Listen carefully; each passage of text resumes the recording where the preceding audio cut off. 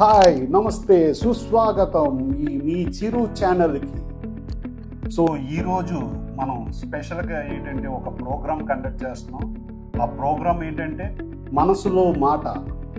Okay, so మీరైనా ఎవరైనా phone చేసి మీ మనసులో మాట మాకు షేర్ చేసుకోవచ్చు. ఓకేనా? సో ముందుగా ఏ కాల్ వచ్చిందో చూద్దామా? అన్నా చిరన్న, ఎలా ఉన్నావు? బాగున్నావా? సో ఈ షో పెట్టి మాకేంటంటే మా మనసులో మాట తెలుసుకుందాం అనుకున్నందుకు చాలా థ్యాంక్స్ అన్న. సో నీ ద్వారా మా మనసులో మాట అందరికీ తెలుస్తుంది అనుకుంటాను.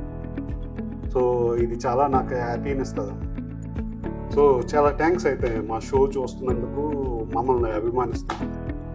సో ముందుగా మీ పేరు, సో మీ గురించి మీరు ఏం చెప్దాం అనుకున్నారో చెప్తే సో మేము విని మాకు తగినంత సలహా మీకు ఇస్తాం. అన్న, నా పేరు థామస్ అన్న. సో నేను యాక్చువల్గా చెప్పాలనుకుంది ఏంటంటే, సో నేనైతే ఎవరిని ఇప్పుడు గురించి బాధ పెట్టలేదు. నిజంగా ఏదైనా బాధ పెట్టానేమో అనిపిస్తుంది.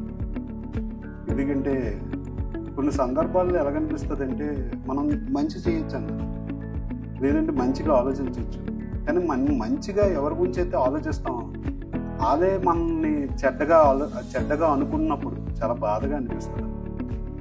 సో నాకైతే నిజంగా చెప్పాలంటే, ఏంటిది ఇలాగా చెడ్డగా ఆలోచిస్తున్నారో, లేదంటే ఎందుకు ఇలాగైపోయాం, మనం ఇప్పుడు మంచిగానే కదా ఆలోచించాం, అలాంటప్పుడు ఎందుకు ఇలాంటి ఆలోచనలతో ఇలా ఉండిపోవడం అనిపిస్తుంది.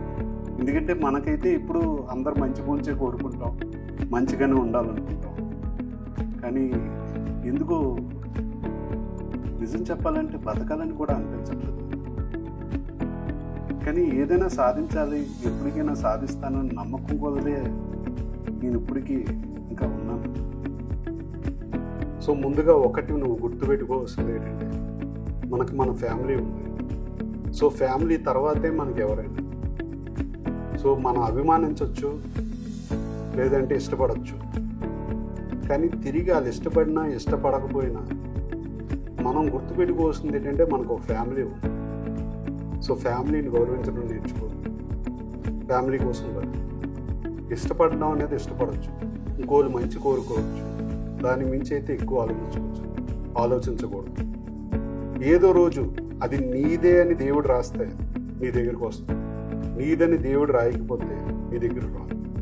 ఇలాంటి చిన్న చిన్న వాటి గురించి బాధపడడం కంట ముందుకు ఎలాగెళ్ళాలని ఆలోచించి నువ్వు చెయ్యాలని నేను కోరుకుంటాను థామస్ అన్న. ఆఖరిగా ఒక మాట, నువ్వైనా నాకు తోడుగా ఉంటావన్నా. ఇలా మాటల్లో కాదు, బయటను కూడా నాకు ఎప్పుడైనా ఏదైనా అవసరం వస్తే నా కోసం ఎప్పుడైనా రావడానికి సిద్ధంగా ఉన్నావా థామస్? అంత మాట ఎందుకు, నేను ఎప్పుడు నీకు కానీ ఎవరికైనా ఏదైనా అవసరం ఉంటే ఎప్పుడు తోడుగానే ఉంటాను.